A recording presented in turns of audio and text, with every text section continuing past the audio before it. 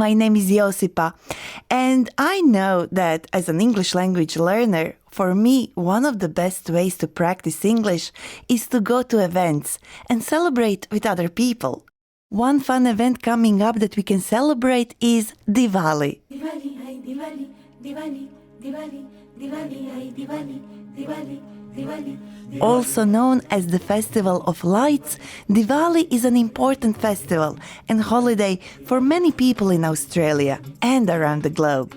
Are you celebrating Diwali this year? Do you know how it's celebrated? Stick till the end to find out more about Diwali, because now it's time for our learning lesson. Today with us is Tina, who is writing a formal letter, inviting a client to a celebration that her company is throwing on the eve of Diwali. Let's hear what she wrote. Dear Mr. John Williams, as a valued client, you are cordially invited to our company's Diwali celebration to be held on the 24th of October at 6 p.m. at the banquet hall of the Elite Shores Hotel. The festivities include a 3-course meal preceded by cocktails, and there will also be cultural performances and live music. We hope that you will be able to take this opportunity to spend some time with our team, and we look forward to welcoming you at our celebration. Please RSVP by the 30th of September via email. Yours truly, Tina Joshi. Always begin a formal invitation with a greeting. If you don't know the name of the person you are writing to, you can write Dear Sir or Dear Madam. But if you do know their name, write down a salutation and their first and last name. Dear Mr. John Williams, as a valued client, you are cordially invited to our company's Diwali celebration. The phrase "you are cordially invited to" is common in formal invitations. Other phrases you could use are "your presence is requested at," or you could say "we request the pleasure of your company at so-and-so." The festivities include a 3-course meal preceded by cocktails. The term festivities is used in this invitation because it sounds more formal than get together or party. Tina also said that a 3-course meal will be preceded by cocktails. To precede means to go before. So cocktails or alcoholic drinks will be served before dinner.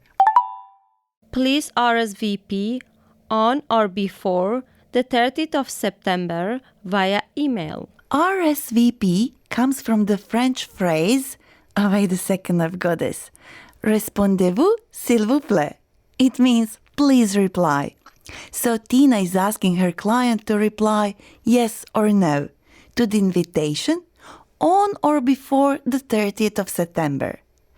And if someone wants something via email, they want it sent to them through email. Yours truly, Tina Joshi. You can end a formal letter with yours truly and then sign off with your full name. Other phrases you can use is sincerely, or you can say with gratitude if you're asking someone to do something for you. While a formal invitation is something you would send to a client or a boss, you probably wouldn't do this for a friend or coworker. To them, you would send an informal letter. Let's go back to Tina, who is now sending an SMS to her friend and coworker Emma. Hi Emma, hope you're well. I was wondering if you're free this Saturday. We are having a big Diwali celebration at home and would love it if you could join us. Let me know.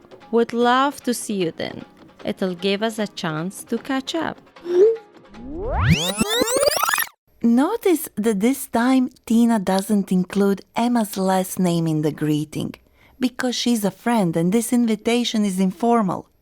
so she just uses her first name. Hi, Emma. Hope you're well. Tina also asks Emma how she is, which is a common way of starting an informal message. I was wondering if you're free this Saturday. We are having a big Diwali celebration at home and would love it if you could join us. While formal invitations will use formal words such as festivities, an informal message will express more warmth and affection with phrases such as, I would love it if you could join us. Note how Tina uses the informal phrase to ask if Emma is able to come. Let me know. Would love to see you then. It'll give us a chance to catch up. As we already know, formal invitations will have the term RSVP, but we use phrases such as let me know in an informal message when we want to know if they can attend the celebration or not. And to catch up means to talk to someone who you haven't seen in a while to find out how they are doing. Tina showed us a formal and informal way of inviting someone to a celebration. But how do you invite a friend face to face, in person? Let's go back to Tina, who is now having a chat with her friend Anna. Hi, Anna. We are having a big Diwali celebration at home this Saturday. Are you free? Come over. Oh, wow. Yes, I'd love to. Let me check if I'm free. It would be good to catch up. I'm tied up in the morning, but I'm all yours in the afternoon. Can I pop over after lunch? Sure. Come over around 3-ish. Let's look at how Tina invited Anna. Are you free? Come over. Using come over is an informal way of inviting someone to come to your house. I'm tied up in the morning, but I'm all yours in the afternoon. To be tied up means to be busy. So Anna tells Tina that she's busy in the morning, while to be all yours means to give yourself fully to someone. This means that Anna will be free to spend the afternoon with Tina. Can I pop over after lunch? To pop over is another way of saying to come over. So basically, Anna asked if she can come to Tina's house after lunch. Tina then replied, Come over around 3-ish. When ish is added to a time, it means around that time, but not precisely at that time. So, when Tina says that Anna can come over around 3-ish, it means that she doesn't have to come over at precisely 3 p.m., but she can come at around that time. It would be good to catch up. If you are catching up with someone, you are talking to someone whom you haven't seen for some time in order to find out what they have been doing.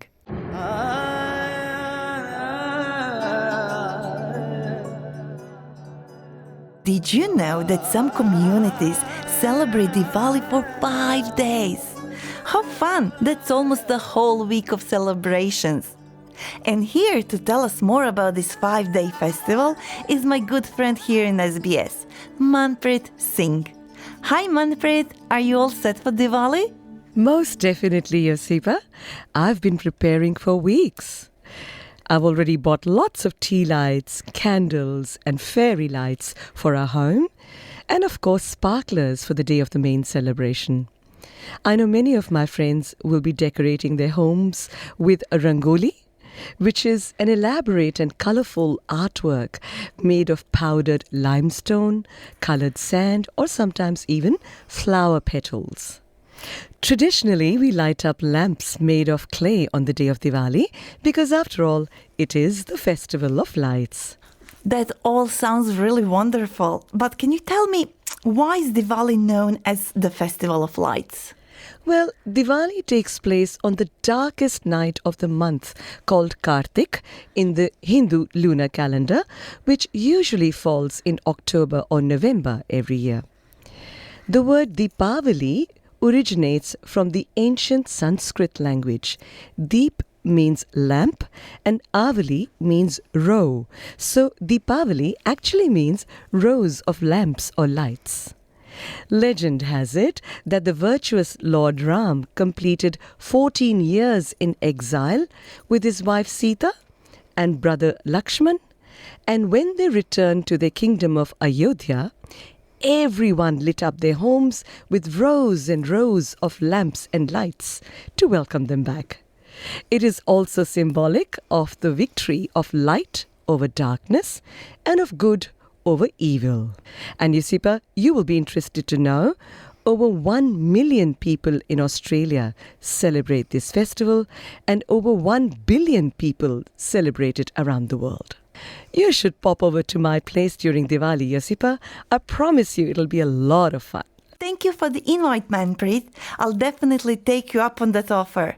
But before we start celebrating, let's repeat useful phrases from this episode. See if you can answer questions before hearing the answer. When do you use a phrase, "You are cordially invited," and what does it mean?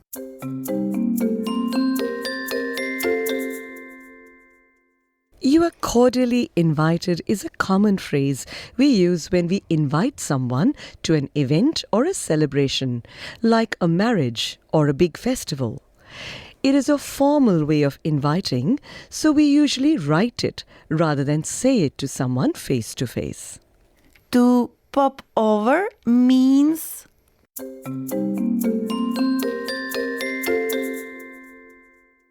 To come over.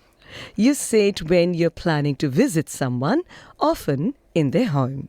we heard about the different phrases we can use when writing a formal invitation.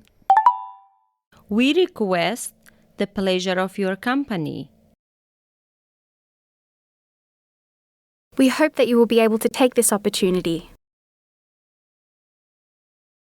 Please RSVP on or before September 30. We look forward to seeing you at the event. We practiced different phrases to use when writing an informal invitation. I was wondering if you're free this Saturday. Would love it if you could join us. And we also heard different phrases to use when inviting a friend to a celebration in person. It would be good to catch up. Are you free? Can you pop over after lunch? Thank you for listening.